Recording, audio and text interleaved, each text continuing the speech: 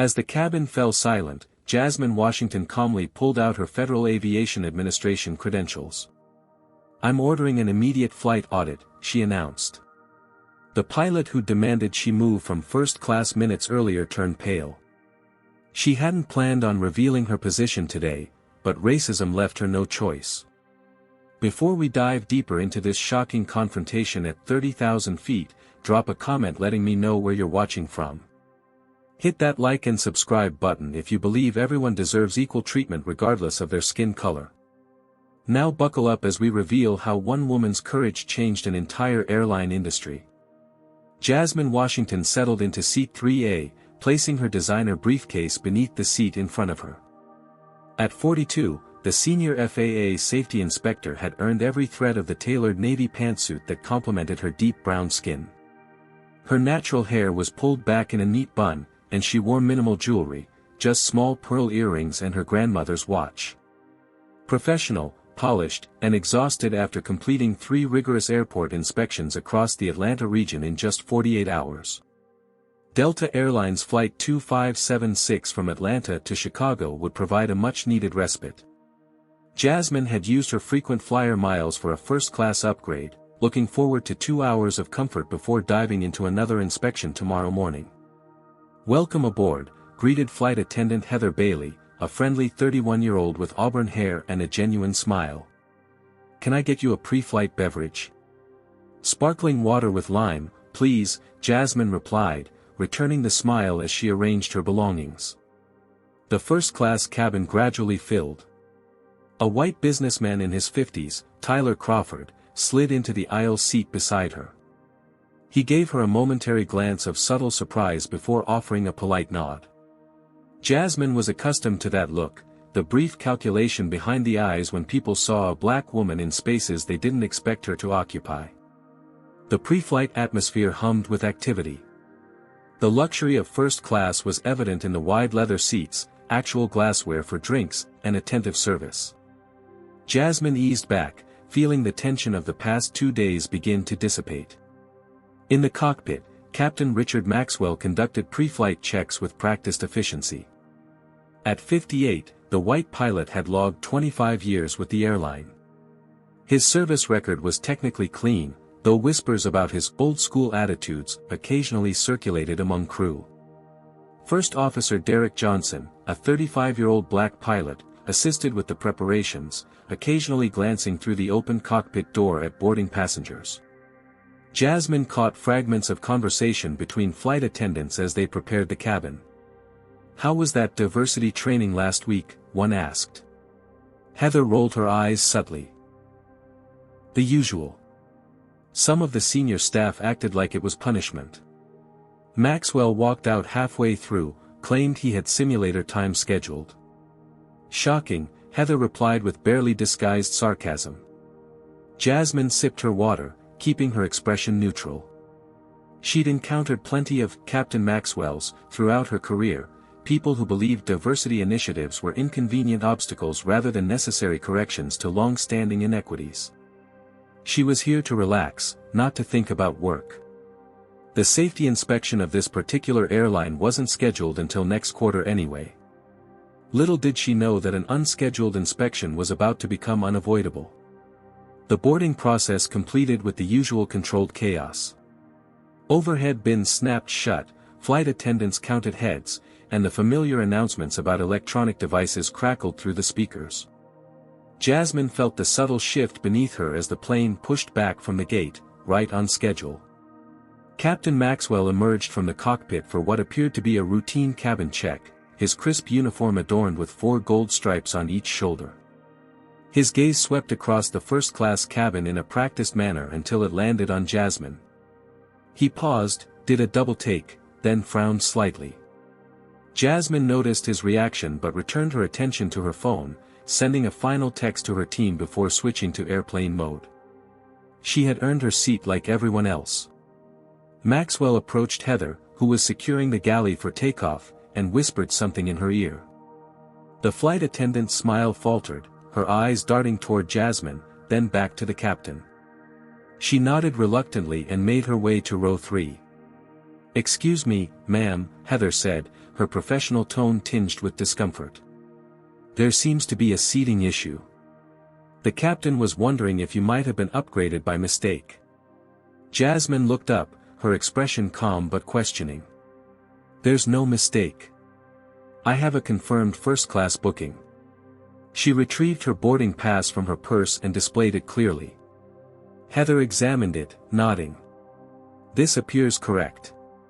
Let me just. Is there a problem?" Captain Maxwell interrupted, suddenly standing beside them. His voice carried through the cabin, drawing curious glances from nearby passengers. "No, sir," Heather replied. "Her booking is confirmed." Maxwell's jaw tightened. "There's been a computer error. We need this seat for another passenger." Jasmine glanced around the fully boarded first-class cabin. Every seat was occupied, and no one was standing in the aisle waiting for resolution of an overbooking issue. "I don't see anyone waiting for this seat," Jasmine observed calmly. "And my booking is confirmed. I used my miles for this upgrade weeks ago." The captain's face hardened. "Ma'am, as the commanding officer of this aircraft, I have final authority over seating arrangements. There's been a mistake in the system." "What specific mistake?" Jasmine asked. Maxwell's tone grew increasingly condescending. "Technical issues that don't concern passengers. Now, there's an available seat in economy that we can move you to immediately so we can proceed with our departure." The businessman beside Jasmine shifted uncomfortably, then spoke up. "Is there really a problem here? Her ticket seems valid." Maxwell ignored him completely, keeping his stern gaze fixed on Jasmine. "Ma'am, I need you to comply. This is a simple seat reassignment." Jasmine remained composed, though her heart rate had accelerated. This wasn't the first time she'd experienced this particular brand of mistake. The fact that she was the only black passenger in the first-class cabin made the situation painfully transparent. "I respectfully decline to move," she stated firmly. "My booking is confirmed, I've been properly seated, and no valid reason has been provided for the request to relocate." Passengers around them had grown quiet, many watching the interaction with uncomfortable expressions. A few had discreetly taken out phones, angling them to capture video of the escalating situation. Maxwell's face flushed. "Either you move voluntarily to economy, or we'll have to delay the flight and involve security." Jasmine noticed First Officer Johnson watching from near the cockpit, his expression conflicted as he observed his superior's behavior. "Are you refusing to comply with crew instructions?" Maxwell pressed, using terminology that carried specific weight in aviation regulations. "I am refusing to comply with an unjustified request that appears discriminatory," Jasmine replied steadily. The captain's eyes narrowed. "That's a serious accusation." "Yes," Jasmine agreed. "It is." The tension in the cabin was palpable now. Jasmine sat straight, maintaining eye contact with Maxwell, weighing her next move carefully. She hadn't wanted to pull rank today. She'd simply wanted to fly home in peace after a long work week. But sometimes peace wasn't an option when justice was at stake. Long before Jasmine Washington became Senior Safety Inspector with the Federal Aviation Administration, she was an 8-year-old girl pressing her nose against the window of a Boeing 737, mesmerized by the miracle of flight. That first journey from Atlanta to visit her grandparents in Chicago had sealed her fate.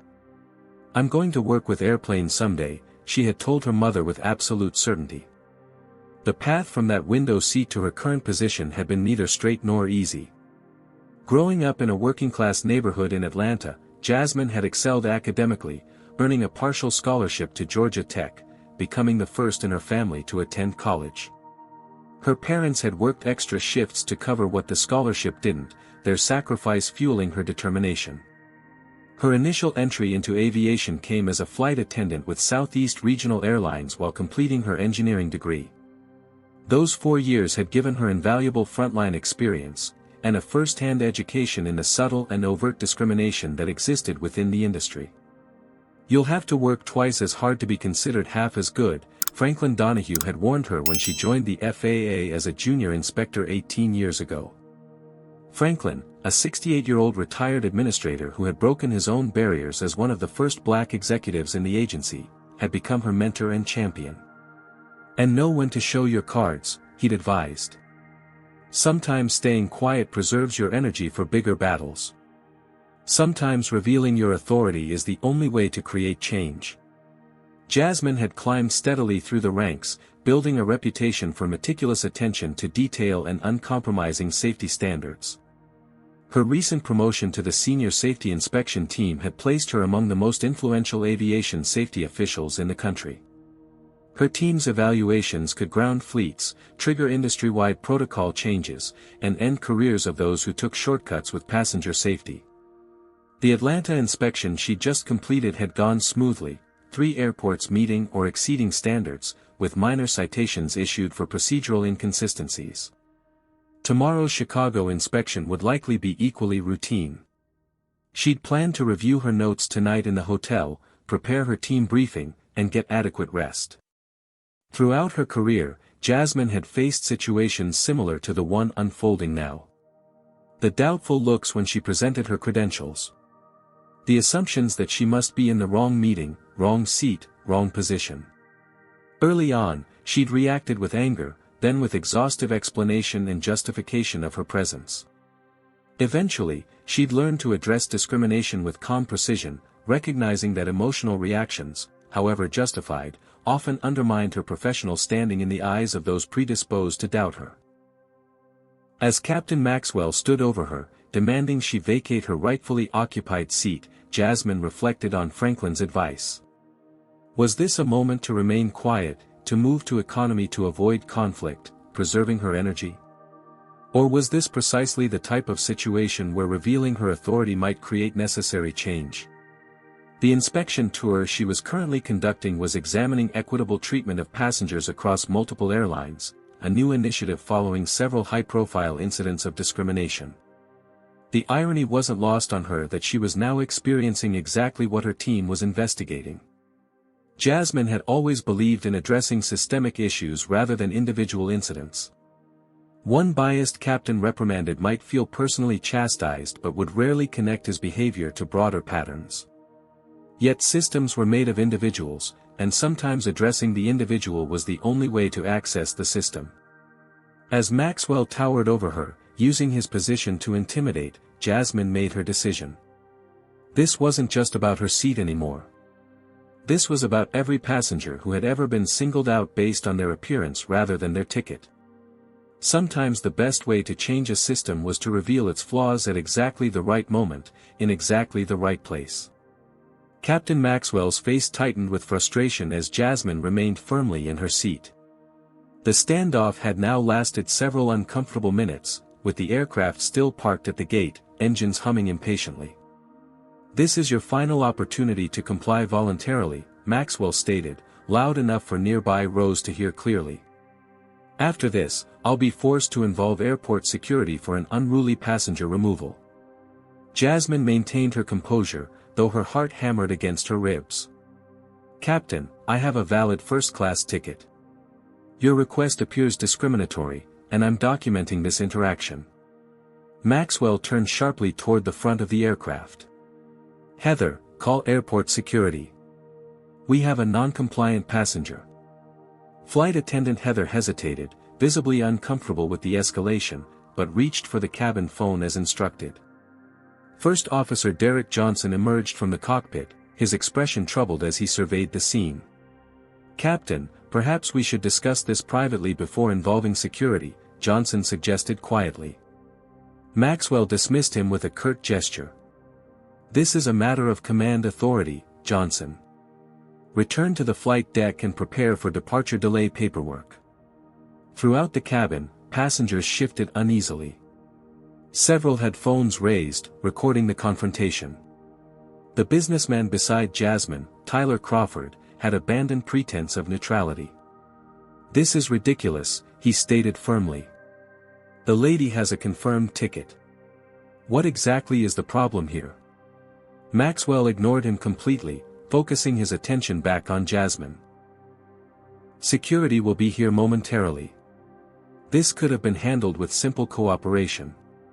5 tense minutes passed before Security Officer Walter Green boarded the aircraft, his uniform crisp and expression neutral as he approached the first-class cabin. "What seems to be the issue?" he asked, looking between Maxwell and Jasmine.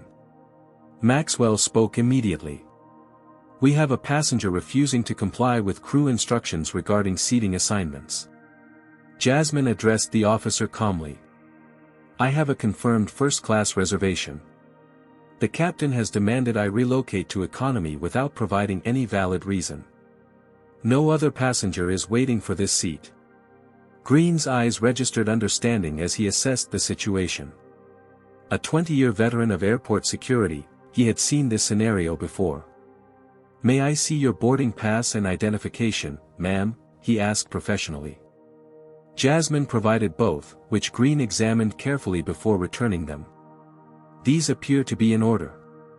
"Officer, as captain of this aircraft, I have final authority over all aspects of this flight, including seating arrangements," Maxwell interjected. "This has become a security concern." "What specific security concern, Captain?" Green asked. Maxwell faltered momentarily. "That's operational information. But my determination is final." From across the aisle, an elderly white woman with silver hair spoke up unexpectedly. "I've flown first class for 40 years and never seen anything like this." Her voice carried the distinctive accent of old Southern money. "I'm Margaret Foster, and I find this absolutely shameful." The cabin had become divided. Some passengers simply stared ahead, clearly wishing to avoid involvement in the unfolding drama. Others watched with open concern or disapproval.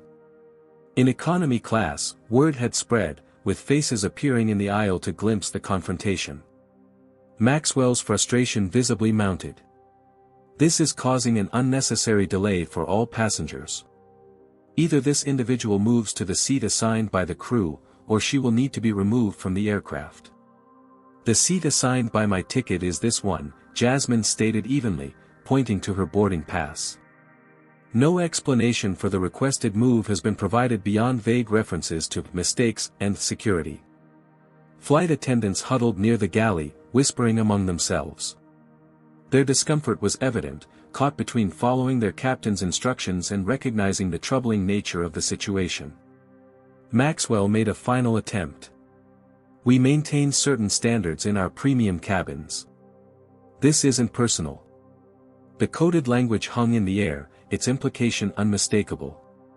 Officer Green's expression hardened slightly. "Captain, unless there's a specific safety concern you can articulate, this appears to be a customer service issue rather than security." "She's disrupting pre-flight procedures," Maxwell insisted. "By sitting in my assigned seat?" Jasmine questioned. The confrontation had reached its tipping point. Maxwell made his final play. "Officer, either you remove this passenger, or I'll declare her a flight risk, which will require mandatory removal and potential placement on the restricted flyer list. What do you think about Captain Maxwell's behavior in this situation? Drop a comment with number 1 if you believe his actions were completely unjustified, or number 2 if you think he might have had valid reasons we haven't heard yet. Hit that like button if you've ever witnessed or experienced discrimination while traveling, and subscribe to see more stories of people standing up against injustice. What would you do in Jasmine's position? Would you quietly move to avoid conflict, or stand your ground? The next part of this story reveals Jasmine's powerful response that nobody saw coming, especially not Captain Maxwell. The atmosphere in the first-class cabin crackled with tension. Officer Green stood uncertainly between Jasmine and Captain Maxwell, clearly reluctant to remove a passenger whose documentation was in perfect order. Jasmine reached a decision. This moment transcended her personal comfort, it represented a systemic issue that her position uniquely empowered her to address. With deliberate calmness, she opened her handbag and withdrew a leather credential wallet. She handed it first to Officer Green, whose eyes widened as he examined its contents. "Federal Aviation Administration," he read aloud, glancing between the credentials and Jasmine with newfound understanding. The cabin fell silent. Every eye focused on the small leather wallet being returned to Jasmine's hand. Jasmine Washington rose from her seat, standing at her full height of 5 feet 8 inches. When she spoke, her voice carried the weight of federal authority rather than that of a contested passenger. "I'm Senior Safety Inspector Jasmine Washington, Federal Aviation Administration," she announced clearly.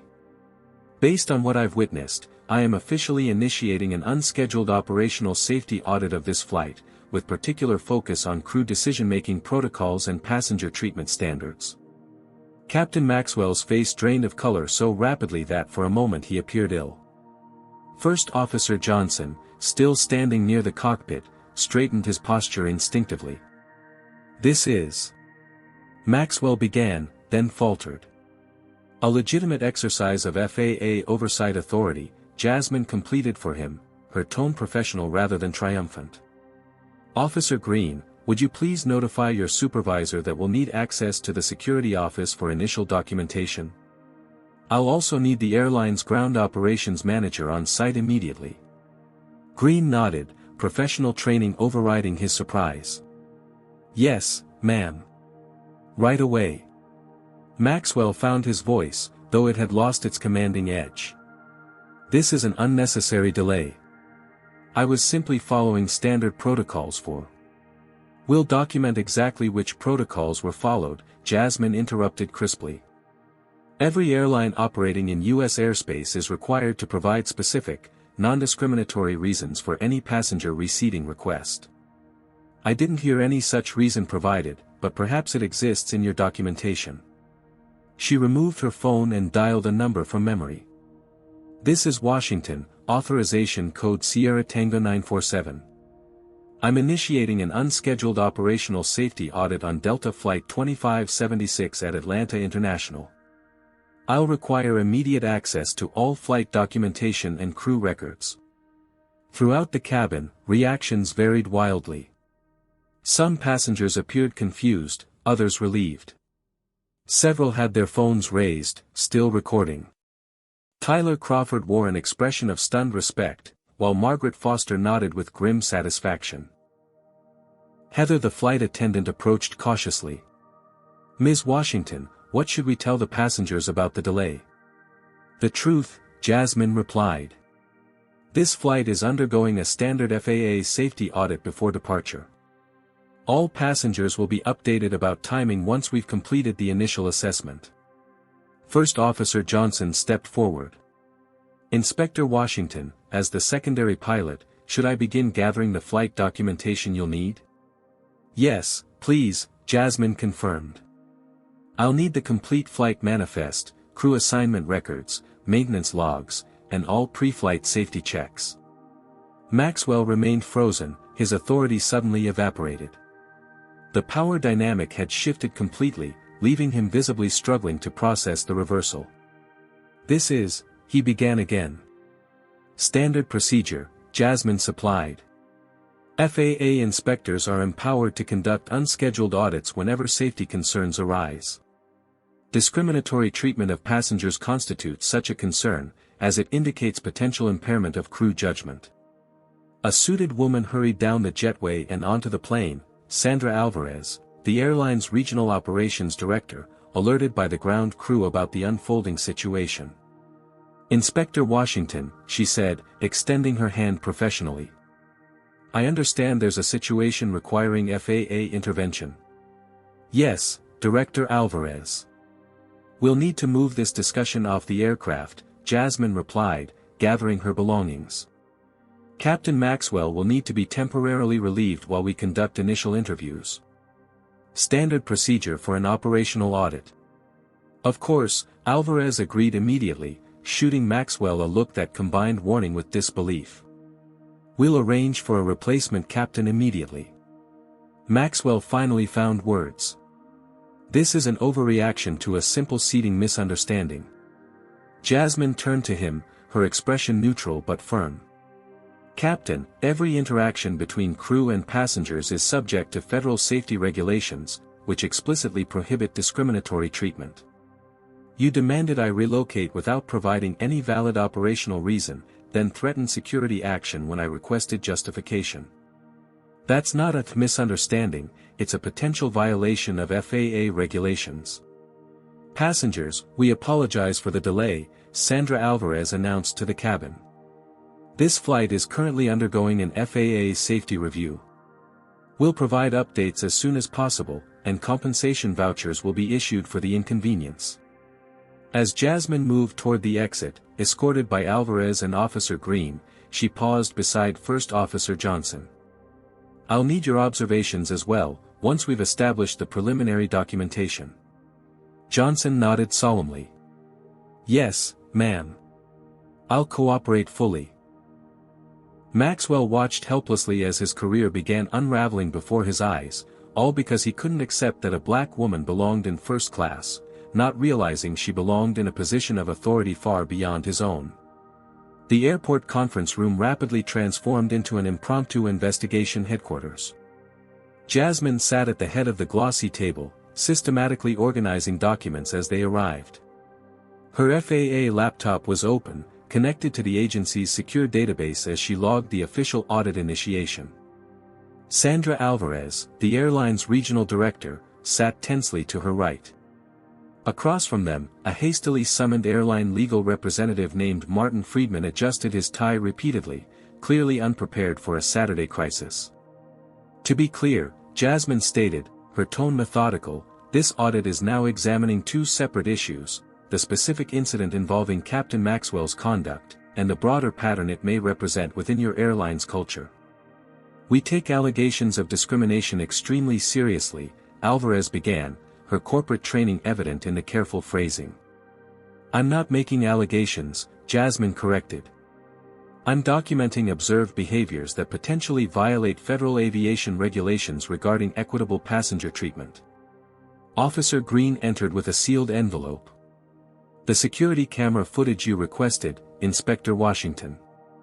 Thank you, she replied, signing the chain of custody form. The door opened again, admitting First Officer Derek Johnson, his uniform crisp but his expression troubled. Captain Maxwell had been escorted to a separate room, where he awaited questioning with a pilots' union representative. First Officer Johnson, Jasmine acknowledged. Please sit down. I need your candid observations of today's incident, as well as any relevant historical context regarding Captain Maxwell's interactions with passengers. Johnson hesitated, career preservation instincts visibly conflicting with professional integrity. Your testimony is protected under federal whistleblower statutes, Jasmine reminded him. No retaliatory action can legally be taken based on truthful statements made during an official safety audit. Johnson straightened. Today's incident wasn't isolated, Inspector. I've flown with Captain Maxwell for 3 years. During that time, I've observed at least 7 similar situations involving passengers of color in premium cabins. Alvarez inhaled sharply while the lawyer scribbled urgent notes. Were these incidents reported? Jasmine asked, already suspecting the answer. Yes, Johnson confirmed. I personally reported 2. Several flight attendants reported others. To my knowledge, no substantive action was ever taken. Jasmine nodded, unsurprised. We'll need access to those reports. There's more, Johnson continued, commitment to truth now overriding caution. Last month, during our required diversity training session, Captain Maxwell walked out halfway through. When questioned later, he told several colleagues it was political correctness nonsense that interfered with real safety priorities. Jasmine methodically documented each statement, building the framework of a case that was expanding beyond one incident into a pattern of institutional failure. The next 3 hours proceeded with grim efficiency. Flight attendant Heather Bailey provided her account, followed by 2 others from the flight crew.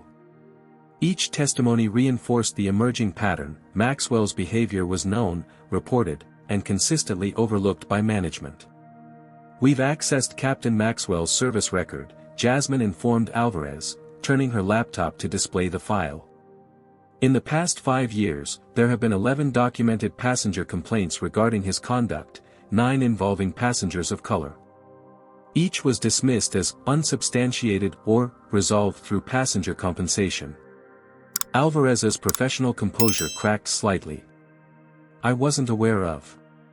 "That's precisely the problem," Jasmine interrupted. "As regional director, you should have been notified of any pattern of complaints against flight crew, particularly command personnel. The fact that you weren't suggests a systemic failure in your reporting procedures." The airline's damage control machinery had fully activated by now. Vouchers were being distributed to delayed passengers, and a replacement captain, Elizabeth Chen, a veteran pilot with an exemplary record, had been assigned to the flight. "We'll need to interview Captain Maxwell now," Jasmine stated, gathering her materials. "But first, I want to review the passenger reseating statistics from the past 2 years." The data request sent Friedman into fresh anxiety. "That's proprietary operational information, which federal regulators have complete access to under Statute 49 CFR Part 119, Jasmine completed for him. "The request has already been submitted through proper channels. While we wait, let's proceed with Maxwell's interview." The room arranged for Maxwell's interview contained only a table, 4 chairs, and a recording device. The captain sat stiffly beside Craig Palmer, the pilot's union representative. Maxwell's earlier confidence had evaporated, replaced by defensive wariness. "This proceeding is being recorded as part of Federal Aviation Administration Safety Audit Number ATL 23047, Jasmine stated for the record. Present are Captain Richard Maxwell, Union Representative Craig Palmer, Airline Legal Counsel Martin Friedman, and Senior FAA Inspector Jasmine Washington. She placed Maxwell's service record on the table between them. "Captain Maxwell, I'd like to discuss the incident that occurred today on Flight 2576, as well as several previous passenger interactions noted in your file. I was following company procedures regarding passenger management," Maxwell stated flatly. "Please specify which procedure instructed you to request that I vacate my confirmed first-class seat without providing any valid operational reason." Maxwell shifted uncomfortably.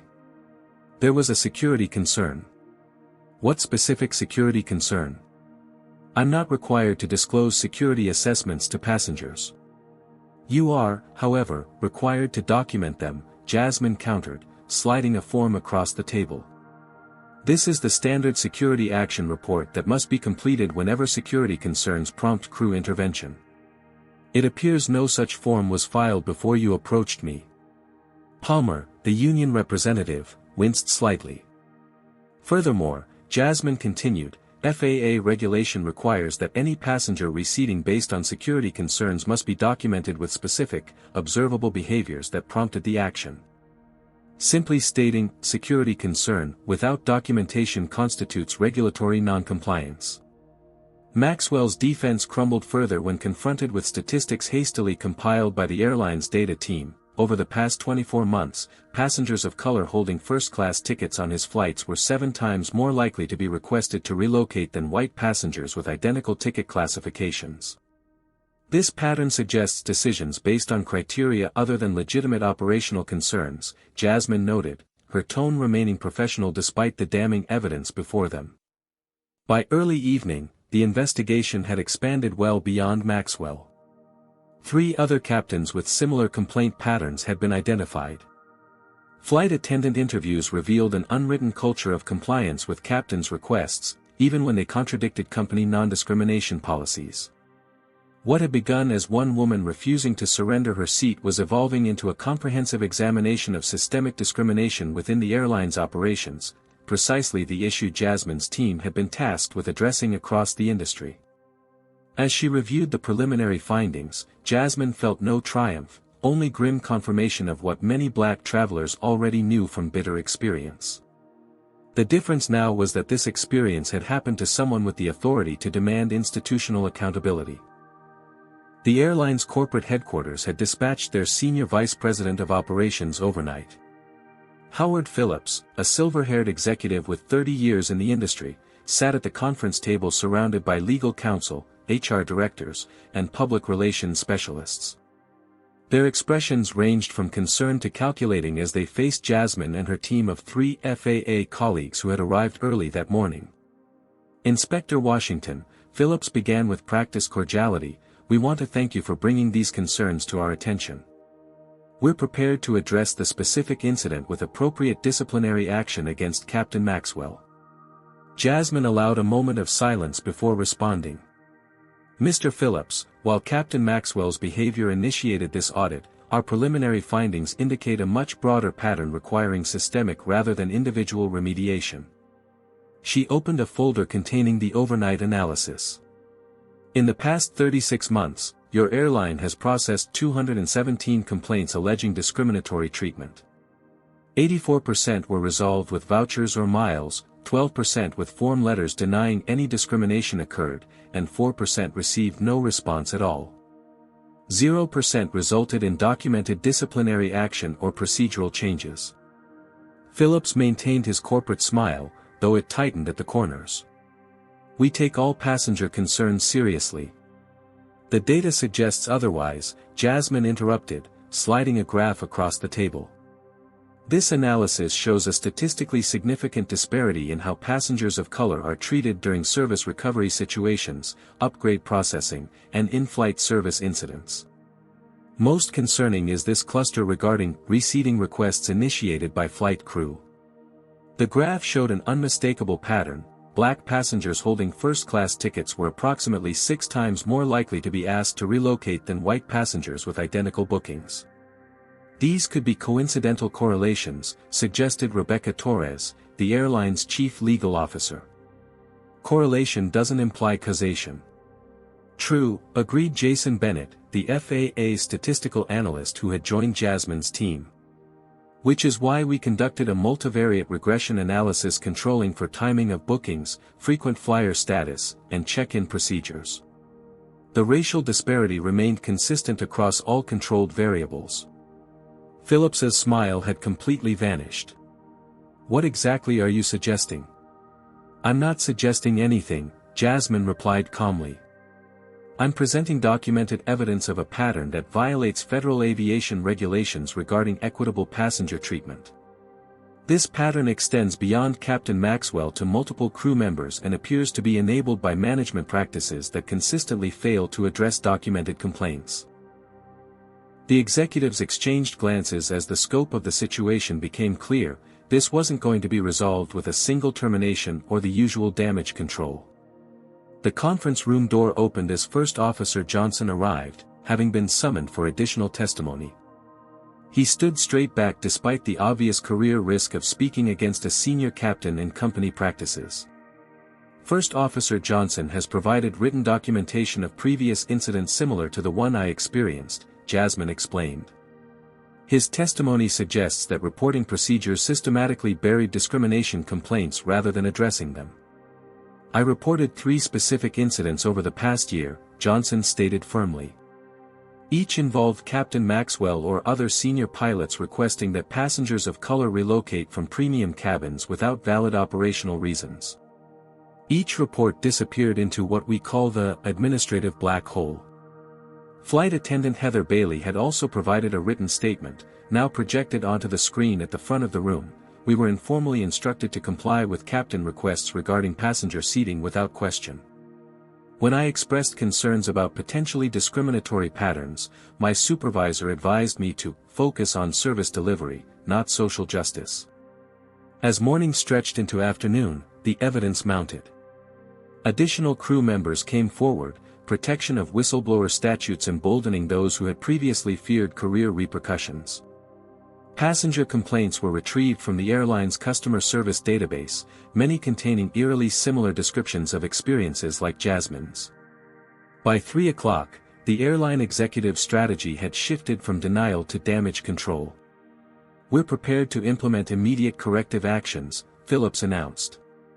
"Captain Maxwell will be placed on administrative leave pending review, and will conduct comprehensive retraining for all flight crews." "That addresses symptoms, not causes," Jasmine replied. "Our audit has identified systemic failures in your reporting structure, complaint resolution procedures, and accountability mechanisms. Retraining without structural change merely creates the appearance of action without meaningful reform." She laid out the regulatory consequences, substantial fines, mandatory external monitoring, and potential restrictions on route expansions until compliance was verified. Alternatively, she continued, you can work with the FAA to implement a comprehensive remediation plan addressing the root causes identified in our audit. This would include restructuring your complaint investigation procedures, implementing transparent accountability metrics for crew members with pattern violations, and establishing an independent passenger advocacy office with direct reporting to executive leadership. The negotiation continued for hours, corporate resistance gradually giving way to the weight of evidence and regulatory authority. By evening, the framework of an action plan had emerged, one that would address not just Maxwell's behavior but the institutional culture that had enabled it. Captain Maxwell was brought in toward the end, now represented not just by the pilots' union but personal legal counsel as well. His defense had shifted from denial to deflection. I've served this airline for 25 years with an exemplary safety record, he insisted. My actions have always been guided by professional judgment, not bias. Jasmine met his gaze steadily. Captain, the data tells a different story. Your professional judgment has demonstrably different outcomes based on passenger demographics. That pattern exists across multiple flights, multiple years, and multiple witnesses. Maxwell's facade finally cracked. The standards were different when I started flying. Now everyone's so sensitive about everything. Aviation standards evolve constantly, Jasmine replied. Pilots who insisted on maintaining outdated navigation practices despite new technology would be removed from service. Safety culture requires adaptation to new understanding, including recognition that equitable treatment is not sensitivity, it's a regulatory requirement. As the meeting concluded, Phillips approached Jasmine privately. This could have been handled with discretion. You've created a situation that may damage the entire airline's reputation. Jasmine gathered her documents calmly. Mr. Phillips, I didn't create this situation. I merely experienced and documented it. The damage to your reputation began long before I boarded that flight, with every passenger who experienced discrimination and wasn't believed, every complaint that was buried, every employee who was told to prioritize hierarchy over equity. I'm simply making visible what was already there. She left him standing in the conference room, surrounded by the evidence of systems that had failed not just her, but countless passengers before her. The boarding process for the rescheduled Delta Flight 2576 proceeded with unusual care. Passengers who had chosen to wait rather than accept rebooking on other flights now moved through the jetway, many exchanging knowing glances or whispered comments about the previous day's events. Several smartphone videos of the confrontation had already accumulated thousands of views online, with major news outlets beginning to pick up the story. Jasmine Washington returned to seat 3A, her FAA credentials now securely tucked away. She had no desire to trade on her authority, she simply wanted what every passenger deserved, safe, respectful transport to her destination. Captain Elizabeth Chen stood at the cockpit door, personally greeting passengers as they boarded, an unusual but welcome gesture after the previous day's tensions. At 52, Chen was a veteran pilot with an exemplary service record spanning 27 years. Welcome aboard, she greeted each passenger warmly. When Jasmine reached the threshold, Chen extended her hand with professional respect. Inspector Washington. Thank you for your patience with the delay. We're honored to have you aboard. The acknowledgement was subtle but meaningful, recognition of Jasmine's position without creating spectacle. Sandra Alvarez, the airline's regional director, had personally overseen the crew reassignment and passenger service recovery. She approached Jasmine once boarding completed. Ms. Washington, on behalf of the airline, I want to personally apologize for yesterday's incident. Your first-class accommodation has been upgraded to our premium service level, and we've ensured this flight exceeds all service standards. Thank you, Jasmine replied simply. But I hope equal care is being taken with all passengers, regardless of their professional position or influence. Alvarez nodded soberly. That's precisely what the new protocols are designed to ensure. First Officer Johnson had been retained for the flight. As Jasmine settled in, he stopped briefly beside her seat. "Thank you," he said quietly. "You've done what many of us couldn't." Heather, also continuing her assigned duties, served Jasmine with special attention. When presenting her pre-flight beverage, she whispered simply, "Thank you for standing your ground. It matters." Tyler Crawford, the businessman who had spoken up during the confrontation, found himself seated beside Jasmine once again. "I've flown over 2 million miles, he commented as the plane prepared for takeoff. "I've seen situations like yesterday's more times than I can count, but I've never seen anyone in a position to actually change the system. Most of us just document it, report it, then watch nothing happen. The system only changes when enough people refuse to accept its failures," Jasmine replied. "My company's implementing new travel policy guidelines next quarter," Crawford added. "After yesterday, I'll be pushing to include ethical treatment metrics in our airline selection criteria." Throughout the cabin, Jasmine noticed subtle differences in crew behavior, more consistent eye contact with all passengers, more careful attention to individual needs regardless of appearance or attire. The atmosphere held a deliberate inclusivity that shouldn't have felt remarkable but did. Midway through the flight, Captain Chen's voice came over the intercom, "Ladies and gentlemen, I want to personally thank you for your patience with yesterday's delay.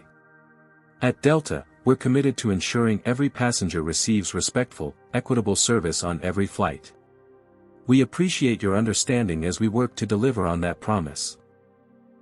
The statement wasn't an explicit acknowledgement of what had occurred, but its implication was clear to everyone who had witnessed or heard about the previous day's events.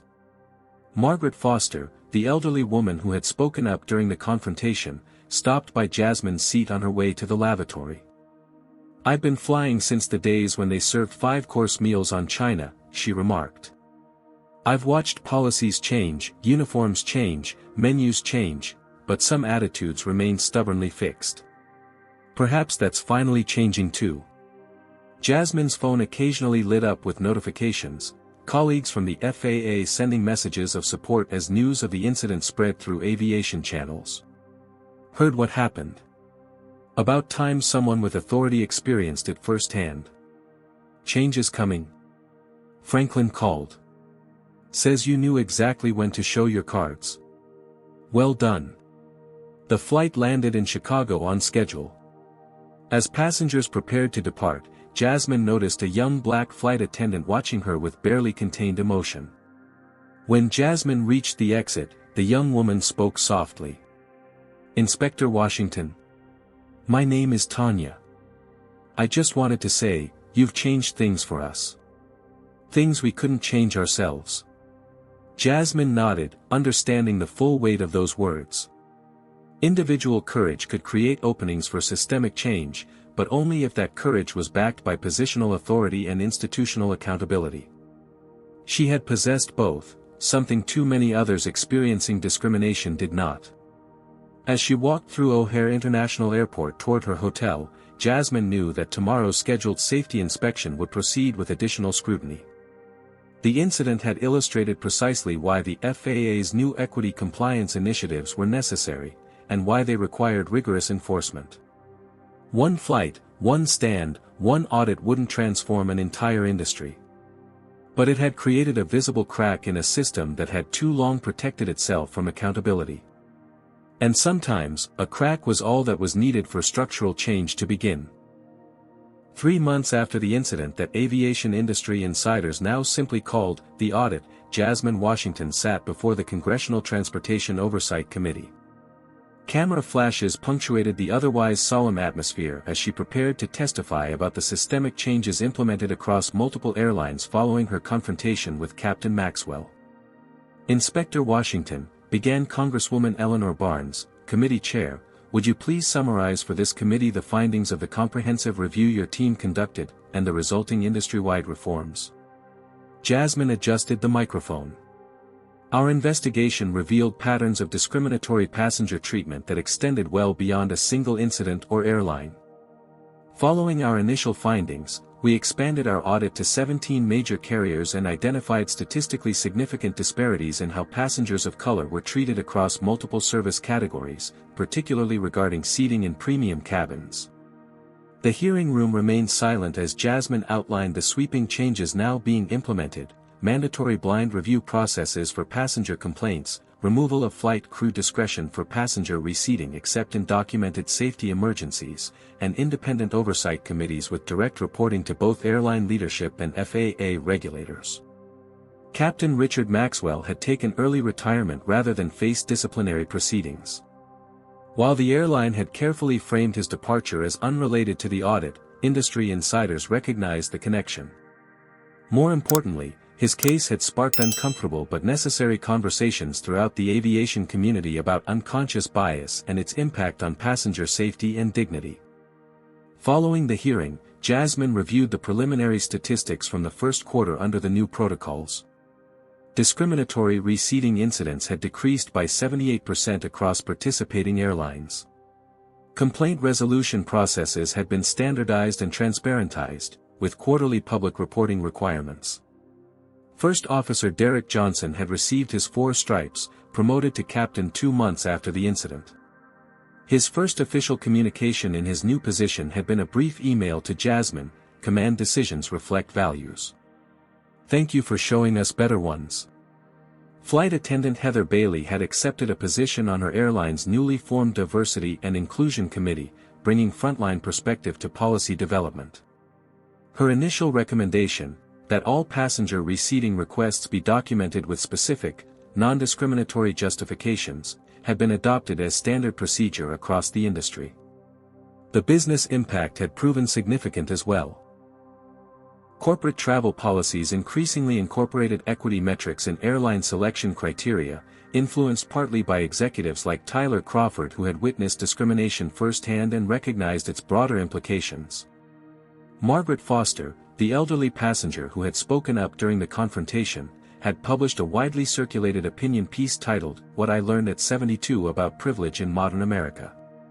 Her perspective as a wealthy white woman acknowledging her own blind spots had reached audiences who might have dismissed the same message from other sources. Most meaningful to Jasmine was the letter that had arrived at her office the previous week. "Dear Inspector Washington. I'm Amara Johnson, age 14. I saw the video of what happened on that flight. I've always wanted to be a pilot, but sometimes doubted whether someone who looks like me could really succeed in aviation. Watching you stand your ground changed something for me. I've applied for the Young Eagles program and started studying for my ground school tests.